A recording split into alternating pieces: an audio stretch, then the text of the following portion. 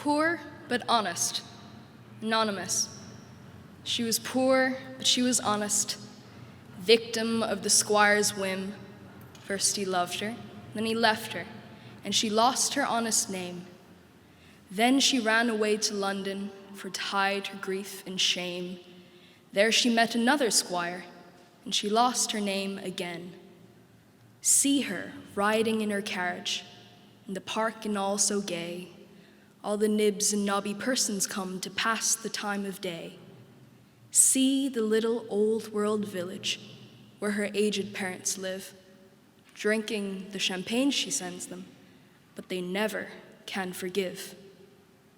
In the rich man's arms she flutters, like a bird with broken wing. First he loved her, then he left her, and she hasn't got a ring. See him in the splendid mansion, entertaining with the best, while the girl that he has ruined entertains a sordid guest. See him in the House of Commons, making laws to put down crime, while the victim of his passions trails her way through mud and slime. Standing on the bridge at midnight, she says, "Farewell, blighted love." There's a scream, a splash. Good heavens, what is she a-doing of? Then they drag her from the river. Water from her clothes they wrang, for they thought that she was drowned, but the corpse got up and sang. It's the same the whole world over. It's the poor that gets the blame. It's the rich that get the pleasure. Isn't it a blooming shame?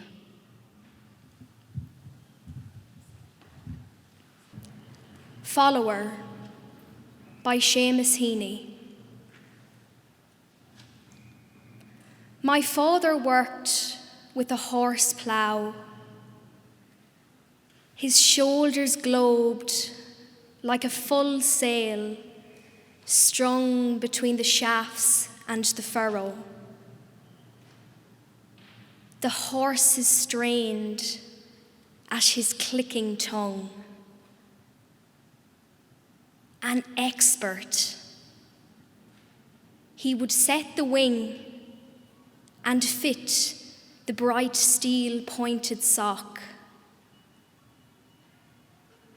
The sod rolled over without breaking.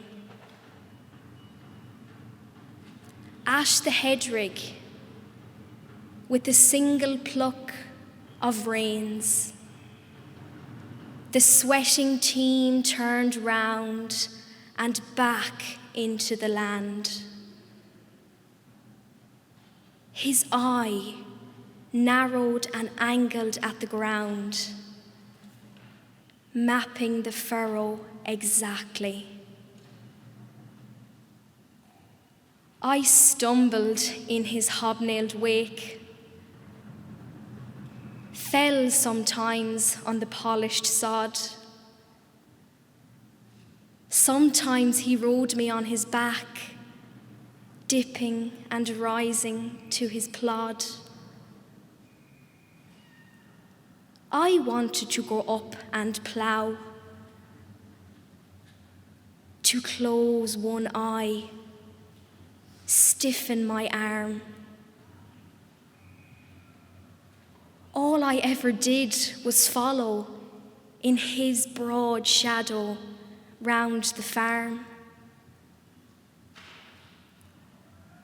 I was a nuisance, tripping, falling, yapping always.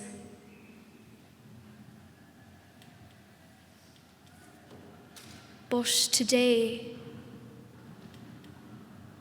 it is my father who keeps stumbling behind me and will not go away. The River Merchant's Wife, a letter by Li Po, translated from the Chinese by Ezra Pound. While my hair was still cut straight across my forehead, I played about the front gate. pulling flowers. You came by on bamboo stilts, playing horse. You walked about my seat, playing with blue plums.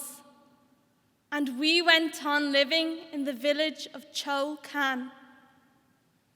Two small people without dislike or suspicion.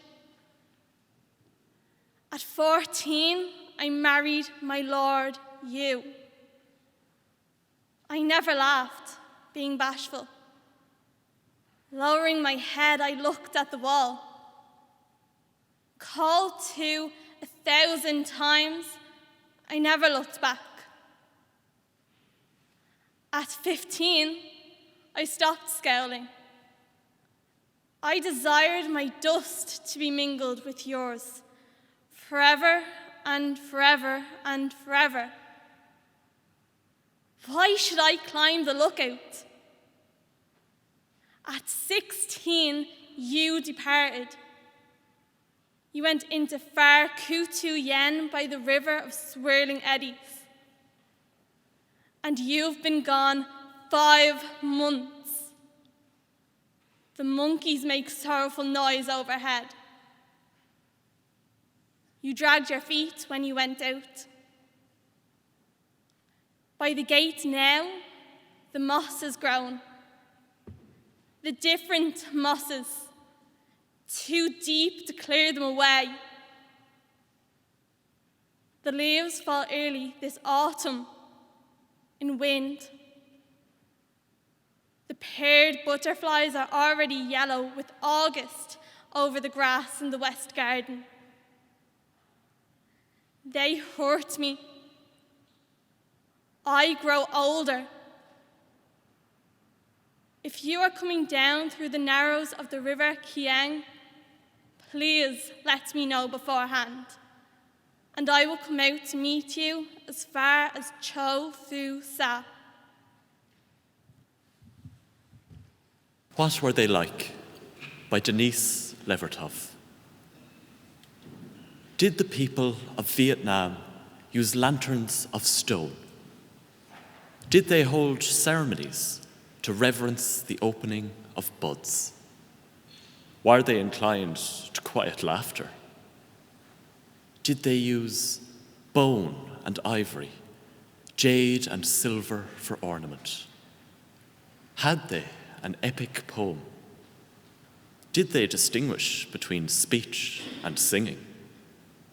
Sir, their light hearts turned to stone. It is not remembered whether in gardens stone lanterns illumined pleasant ways. Perhaps they gathered once to delight in blossom, but after their children were killed, there were no more buds. Sir, laughter is bitter to the burned mouth. A dream ago, perhaps, ornament is for joy. All the bones were charred. It is not remembered. Remember, most were peasants. Their life was in rice and bamboo. When peaceful clouds were reflected in the paddies, and the water buffalo stepped surely along terraces. Maybe fathers told their sons old tales. When bombs smashed those mirrors, there was time only to scream. There is an echo yet of their speech, which was like a song. It was reported their singing resembled the flight of moths in moonlight. Who can say? It is silent now. When You Are Old by William Butler Yeats. When you are old and grey and full of sleep and nodding by the fire, take down this book and slowly read and dream of the soft look your eyes had once and of their shadows deep. How many loved your moments of glad grace, and loved your beauty with love false or true. But one man loved the pilgrim soul in you, and loved the sorrows of your changing face.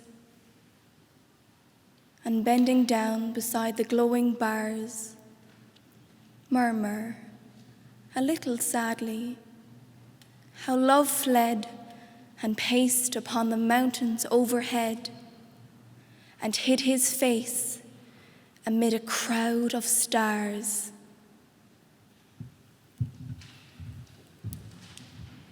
The Child Dying by Edwin Muir. Unfriendly, friendly universe, I pack your stars into my purse and bid you so farewell that I can leave you quite go out beyond all doubt. My Father says is the miracle. You are so great and I so small. I am nothing, you are all. Being nothing, I can take this way. Oh, I need neither rise nor fall, for when I do not move at all, I shall be out of all your day. It's said some memory will remain in the other place. Grass on the rain, light on the land, sun on the sea. A flitting grace, a phantom face. But the world is out. There is no place where it and its ghost can ever be. Father, I dread this air, blown from the far side of despair. This cold, cold corner. What house, what hold, what hand is there? I look and see nothing filled eternity. And the great round world grows weak and old. Hold my hand. Oh, hold it fast. I am changing until at last my hand in yours no more will change, though yours change on. You here, I there. So hand in hand, twin-leafed despair. I did not know death was so strange. Assembling the Parts by Michael Cody. Standing in sunshine by Highway 84, I'm photographing a factory which is no longer there. Looking for my father by an assembly line which has halted and vanished into air. Catching the sepia ghost of a young tubercular Irishman who's left a rooming house at 6 a.m. in the wintertime during the Depression. When my mother is still a girl playing precocious violin, a miraculous medal under her blouse, in Protestant oratorios in Waterford. A pallid face in the crowd in a dark winter time. He's coughing in the cold, assembling typewriters in Hartford, Connecticut, waiting for blood on his pillow to send him home, where he'll meet her one ordinary night with the band playing Solitude in the Foresters' Hall. 50 years on, he's 9 Septembers dead. And a tourist standing in sunshine by Highway 84 is photographing a factory which is no longer there. Assembling the parts of the mundane mysteries, the common enigma of journeys and unscheduled destinations, the lost intersections of person and place and time, uniquely fathering every man out of the random dark. In memory of Eva Gorbuth and Con Markievicz by W.B. Yeats. The light of evening. Lissadell. great windows open to the south. 2 girls in silk kimonos, both beautiful. One, a gazelle. But a raving autumn shears blossom from the summer's wreath. The older is condemned to death, pardoned, drags out lonely years conspiring among the ignorant. I know not what the younger dreams, some vague utopia, and she seems, when withered old and skeleton gaunt, an image of such politics. Many a time I think to seek one or the other out and speak of that old Georgian mansion. Mixed pictures of the mind recall that table and the talk of youth. 2 girls in silk kimonos, both beautiful. One, a gazelle. Dear shadows, now you know it all the folly of a fight with a common wrong or right. The innocent and the beautiful have no enemy but time. Arise and bid me strike a match and strike another till time catch. Should the conflagration climb, run till all the sages know. We the great gazebo built, they convicted us of guilt. Bid me strike a match and blow. Urge, from the Contention of Ajax and Ulysses by James Shirley. The glories of our blood and state are shadows, not substantial things. There is no armor against fate. Death lays his icy hand on kings. Scepter and crown must tumble down, and in the dust be equal made with the poor crooked scythe and spade. Some men with swords may reap the field and plant fresh laurels where they kill, but their strong nerves at last must yield. They tame, but one another still. Early or late, they stoop to fate and must give up their murmuring breath when they pale captives creep to death. The garlands wither on your brow, then boast no more your mighty deeds. Upon death's purple altar now, see where the victor victim bleeds.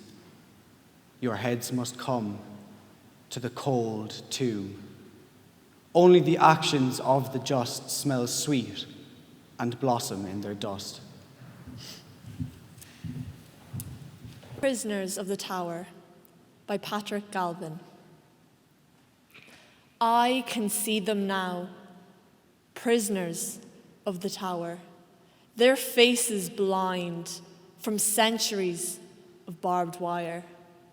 If you are guilty, you know you are guilty. If you are innocent, you would not be here. You are here. Therefore, when the cell door closes behind you, you are free. When the cell door closes behind you, you are free. When the cell door closes behind you, it will remain closed, but you are free to weep endlessly without tears. It is an offense to shed tears in the Tower. It is an offense to grow old in the Tower. It is an offense to sit in the Tower, but you may walk freely from wall to wall and contemplate the absence of bread. Under our system of government, a man has these rights. You may walk freely from wall to wall and contemplate the absence of bread. You may hear voices. All prisoners who hear voices will report such voices to the keeper of the tower. These voices do not exist, and if they do exist, they will be shot. The shooting of voices is essential to the harmony of the tower. Any prisoner who fails to report the hearing of voices will be shot. Any prisoner who reports the hearing of voices will be sent to a lunatic asylum. Prisoners sent to a lunatic asylum may lose the freedom of the tower, but the voices will stop. Under our system of government, a man has these rights. You may lose the freedom of the tower, but you will not hear voices. You are free to die. All prisoners are entitled to death. All prisoners are entitled to a speedy death. Any prisoner unable to commit suicide will be shot. Any prisoner failing to report a desire to commit suicide will be shot. When a prisoner dies in his cell, his body will remain in his cell. It is an offense to remove the dead from their cells. It is assumed that in due time, nature will corrupt the flesh, but the bones, if any, remain the sole property of the prisoner. He may return for these bones at any time. Under our system of government, the dead also have rights. You may return for these bones at any time. You are free to have them.